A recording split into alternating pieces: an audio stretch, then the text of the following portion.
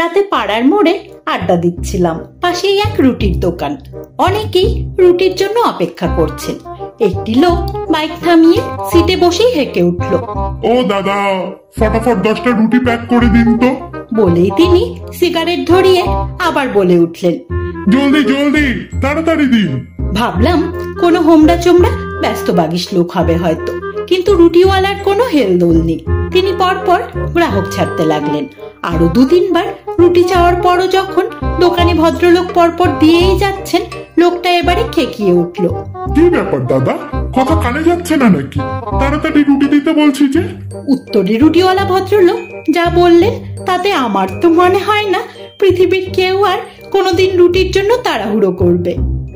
উনি বললেন, মস্তানি করবেন না দাদা, একদম মস্তানি করবেন না, চুপচাপ লাইনে দাঁড়ান বলছি। আপনি যদি সত্যি মস্তান হতেন না, তো বাড়িতেই বউকে দিয়ে রুটি বানিয়ে নিতেন, বুঝলেন?